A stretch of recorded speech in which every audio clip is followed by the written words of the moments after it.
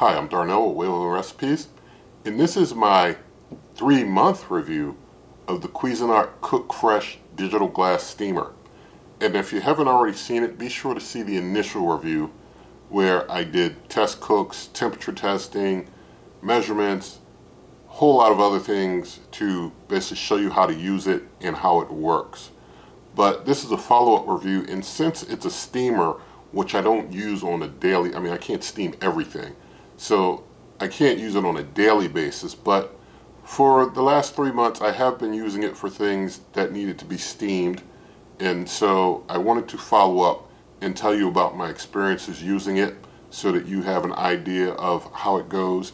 And 3 months gives you a better idea than usual 30-day reviews that I do. So you get to know how it went for me after 3 months of use. So generally speaking, I definitely like this steamer. I like the design, I like how it works. I found that it works very well for cooking grains, vegetables, and all forms of meat, including seafood. And it has a very quiet operation, and of course it's a steamer, not like an air fryer or something. You don't have to worry about things like smoke issues. There's none of that either. And because of its design, how it basically sprays water in, the meat that it cooks, or anything that it cooks, is always full of moisture. Your meat's always very moist and tender, and so that's very nice. Now, because it's adding a lot of water in, and you're not supposed to add in like any of that like liquid smoke like stuff or anything like that into the water chamber. Basically, the water being added in is going to, of course, if you don't have things seasoned well, it's going to water down the flavor a little bit, but if you season things well, then things will taste great. And to basically help with anyone who happens to get this and is trying to figure out the times and the amount of water, if it's something like grains, then you'll have to add water into the pot. And if you're going to do that, then you want some guidance. And so I'm going to, on my blog, superwaveovenrecipes.com, and I'll link it in the video description, I'll basically have a listing of my experience with times and amounts of water to add in and such. I didn't do rice, but I think rice would probably go similar to like oats or something, but you'd have to feel your way out with rice. But it's able to probably do rice as well, since I was able to do like oats and amaranth and such. So I'll put that in the blog post so that it helps you out. Now, even though I didn't do rice personally, I did get the manual, and it do give guidance for white rice and brown rice, so you should have no trouble doing rice in this either, even though I cooked some other things in it, and I cook them on a very regular basis. I was using the steamer for different things every week, probably like maybe 4 things, 5 things every week I was cooking in this. So it was being used not every day, but on a very regular basis.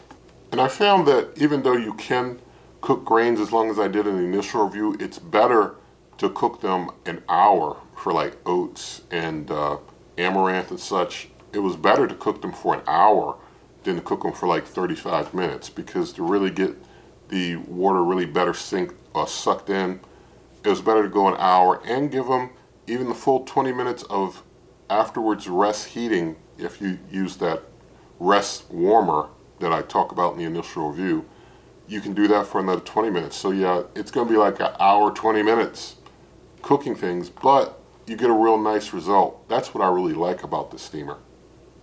Now, of course, other things are going to cook much faster. I do vegetables in about 12 minutes. That's no like warm-up preheat type such going on, just 12 minutes of steaming and they're in really good shape. But depending on what you're going to cook, the time may vary. It's just things like grains are going to take longer. I was doing beans in here for a while, and I found that although you can cook beans, and was cooking those for like an hour, still the beans weren't getting as soft as they would by cooking them through other methods. So I stopped using it for beans, but kept using it for everything else.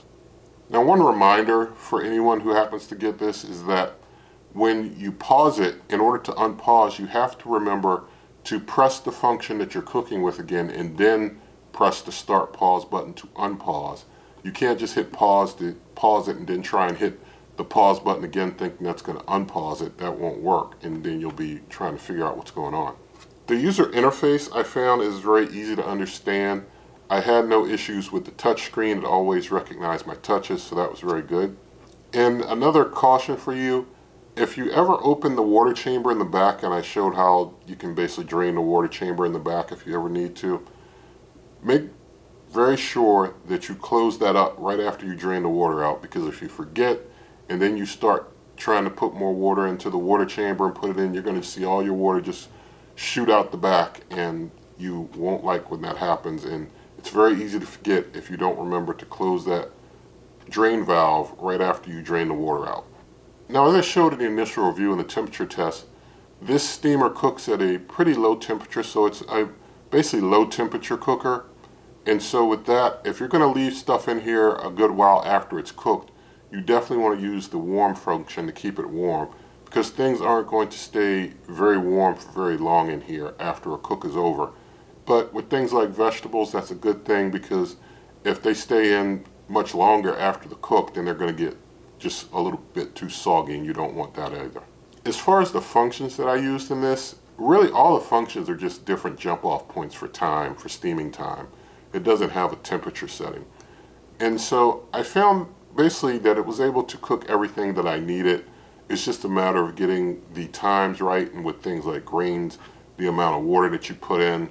That's why I'm going to have the chart in the post on my blog for what to do for different types of cooks, and of course Cuisinart offers some guidance as well in the manual. But once you get that figured out, this is a very nice tool to have in your kitchen, and it works out really well.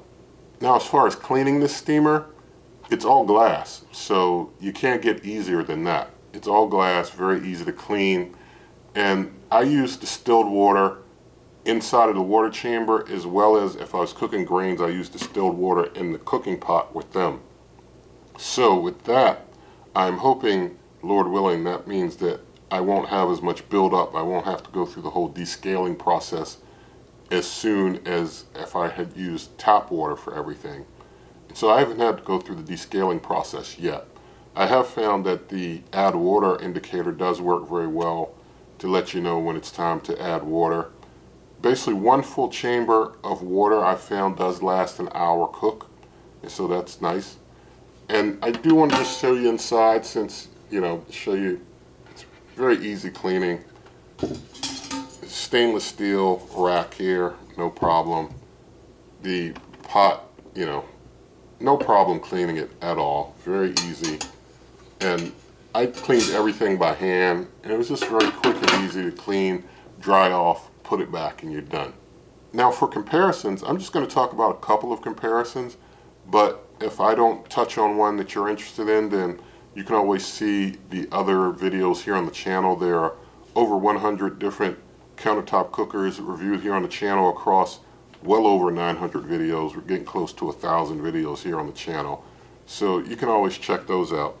But comparing this to the Ninja Combi, I'll say that while it takes longer for the steamer to cook some things that it steams than the Ninja Combi when it steams things, I still like the Cuisinart just because of the design. It's a very neat design, and the way that it adds the moisture in steaming, it's just a very, to me, very innovative, kind of fun way in the kitchen to get things done.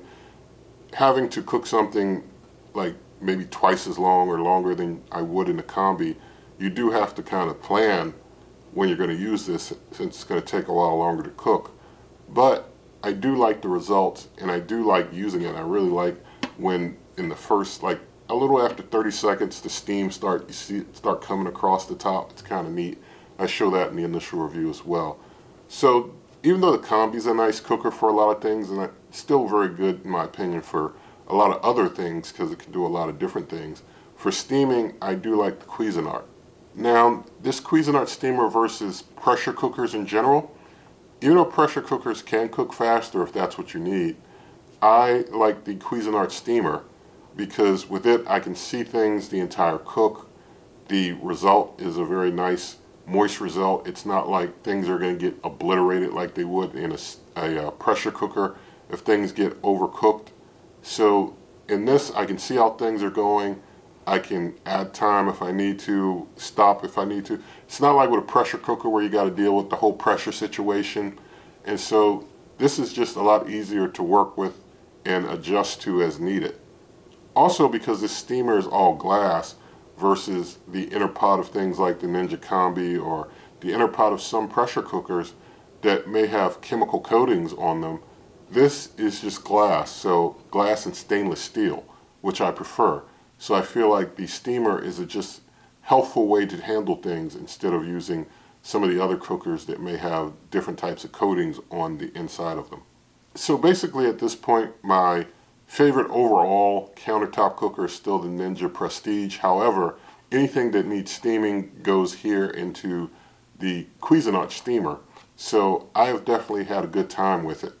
Now I do want to mention that if you're watching this on the Wave Oven Recipes YouTube channel, that you probably saw a shop icon maybe at the beginning of the video or some point. If you were interested in this and you did want to buy it, you can use that shop icon, and that does help the channel here with the commission. And so that's one way that you can get what you were planning to get anyway, and also help the channel if you wanted to help the channel. But nothing in this video is sponsored. I hope you did like the review. Nothing sponsored, nothing given to me, or no kickbacks or any of that. And so there's lots of ways to help the channel. And in the video description, you'll see things like my cookbook, merch, membership donations, buy me a coffee donations as well. Also, you can use, I have multiple affiliate shop connections now, so you can use the affiliate shop connections that are in the video description too, to popular online stores that you very much know of, and you can go ahead and shop through those if you wanted to buy through those. Even if you weren't buying this and you're buying something else, you can use those for your shopping, and it helps the channel as well if you want to do that. So any help that you provide in whatever form is appreciated, but there are also ways that you can help the channel without paying a dime. You can give this video a thumbs up, you can share the video with a friend, leave your comments, subscribe to the channel, hit that notification icon, and good eating.